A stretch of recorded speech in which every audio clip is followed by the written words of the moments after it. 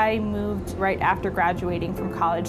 Very quickly, I started to become very sad and very lonely and didn't know how to really tell my friends or family about it. Depression had been this ugly word to me growing up, and it was something that happens to other people. It was becoming harder to get up in the morning. It was becoming harder to be in conversation with people. I just felt very worthless. One day I was on the train and a woman came onto the train from the platform. She looked lonely, she looked downtrodden, she looked sad.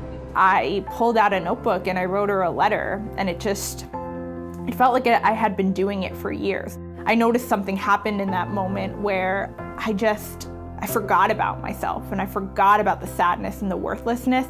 There was this resolution in my mind that if this is how this letter writing makes me feel, then I am gonna do it as much as I possibly can.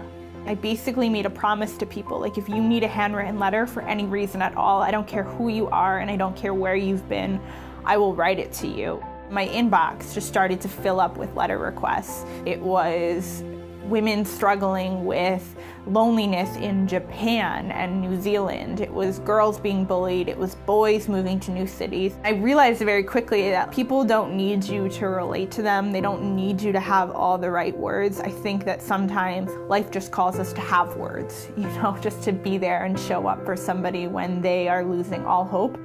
It didn't matter that I was sad, that I was lonely, that I was depressed. I could be that for somebody else, and I wasn't going to miss the opportunity to do that. It says that I have too much mail, so I need to go to the front and pick it up.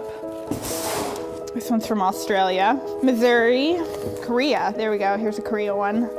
Southborough, Massachusetts. This one is from Romania. I started the organization moreloveletters.com. The whole thing started with one love letter and one lonely girl on a train, and that escalated into 400 letters, and then it turned into 12 team writers. That spiraled into 11,000 letters being mailed in 49 countries in all 50 states. I've taken any letter that's really meant something to me in the past year or two, and I've just kept it along the walls. We're making sure they're good love letters, and then we're going to be mailing them off to people. You never meet these people, but you know that you're doing a little something that's going to encourage them. Everything is emails and Facebook and Instagram. I'm writing you a letter. This is coming from my heart. This isn't just a part of the everyday technology. I just felt so lost and disconnected. One day, somebody said, "You have a letter," and I must have read it 100 times. You deserve a life packed full with fresh air and hot summers, surrounded by people who love and care about you.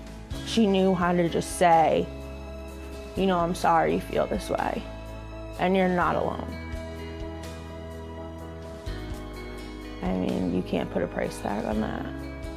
I have never felt this much joy and this much happiness, and it's because it's like my life isn't about me anymore. To be able to put your words onto a piece of paper is, in a sense, to tell your story, and I think that our stories are the most powerful things that we hold in this world. And so if my story can go out on dozens and dozens of pieces of paper, somebody can hold that at the end of a day. To me, there's nothing more powerful or awesome than that.